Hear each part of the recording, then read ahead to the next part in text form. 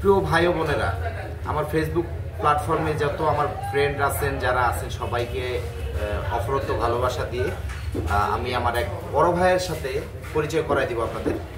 হয়তো অনেকেই চিনে থাকবেন, অনেকেই হয়তো নতুন যারা চিনবেন না, তাকে হয়তো অনেকেই খুব পপুলার হিসাবে জানেন।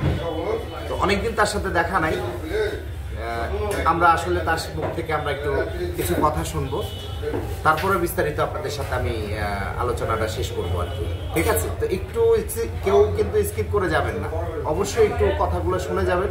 উনি কিন্তু খুবই একজন পপুলার এবং এক কথায় বলবো ভাইরাল। উনি একজন খুবই জনপ্রিয় একজন মানুষ, মানে সবাই তাকে অনেকটা ভালোবাসে। তার কিছু কথা আমরা এখন একটু শুনবো। প্লিজ জুলাস ভাই, একটু আপনি কিছু বক্তব্য আপনার একটু শুনতে চাই আমার দর্শক। সুপ্রিয় দর্শক, সবাই মিলে তো ভালো আছেন অবশ্যই। সকলে ভালো থাকেন। আসলে কি অনেকদিন পরে ভাইয়ের সাথে সাক্ষাৎ, এলে ভাই বললো একটু আসুন বসি, এই আর কি।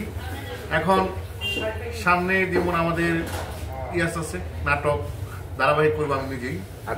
নিজেই প্রডিউস করবো। নাটকের নাম হলো সত্যের ভাত নেই। সত্যের ভাত নাই। সত্যের ভাত নেই। এই আমাদের যে প্রেক্ষাপট চলতে আছে, অসৎ লোকের বাদ বেশি, তারা যেখানে যায় সেখানে ইনকাম। আর সৎ লোকের কখনো বাদ নাই। কিন্তু সৎ লোকের ভাত একজন আছে, উপর আল্লাহ আছে। এই একজন ব্যক্তি তাকে পছন্দ করে যে সৎ আছে। আর যারা অসৎ লোকের দেখেন যেখানে যায় তারা সেখানে ইনকাম করতেছে। আর আমরা সৎ আছি, আমাদের ইনকাম এখন খুবই একবারে কম। হ্যাঁ, এটা সত্যি। এখন সামনে যে নাটক বানাবো সবই আপনি ফেসবুক আর্টিস্ট নিয়ে। সকলে মিলে আমার জন্য দোয়া করবেন, আমি যেন সামনে আপনাদের ভালো কিছু উপহার দিতে পারি। আর একটা গুড নিউজ আছে, এই যে সামনে মডেল চ্যানেলে আমি মাদক নিয়ে প্যাকেজ বানাই। আরেকটা গল্প বানাতেছি, এটা শুধু হলো গল্প হলো আমি হলো মাদক সম্রাট। রাইট। আমি হলো মাদক সম্রাট। আমার একটা ছেলে থাকে, আর আমার যে সার্কেল আছে ওরা বিভিন্ন জায়গায় মাদক বিক্রি করে। পরে বলতেছে তুমি সমাজ নষ্ট করতেছো, তোমার ছেলেটাকে আমরা এই মাদক খাওয়া আজকে শেষ করে দেবো। লাস্টে আমার ছেলেটা যে মাদক আসক্ত হওয়ার পরে রিহাবে যাওয়ার পরে ছেলেটা মারা যায়। মারা যাওয়ার পরে লাশ বাড়িতে আনার পরে কোনো মুরব্বী এই লাশকে দাফন করবে না, দাফন দিবে না। কারণ কেন? আমি অসুস্থের কারণে এই লাশকে দাফন করবো না।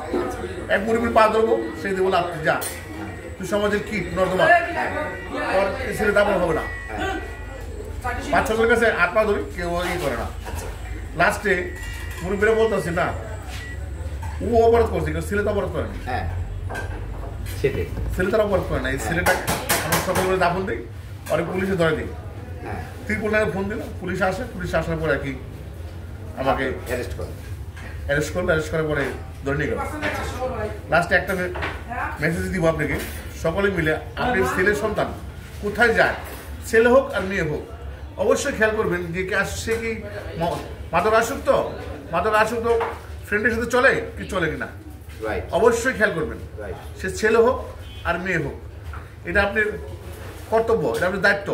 অবশ্যই সে আপনি 50,000 টাকা দিলেন, এই টাকাটা কোথায় খরচ করলো, না কি করলো, কি ভালো কাজে খরচ করলো, না কোনো মাদক সেবনের লোকে সে খরচ করলো। অবশ্যই এই জিনিসটা আপনাদের একটা বলবো, ছেলে হোক মেয়ে হোক, অবশ্যই খেয়াল রাখবেন সে কি ঠিক মতো লেখাপড়া করতেছে না মাদক আসক্ত।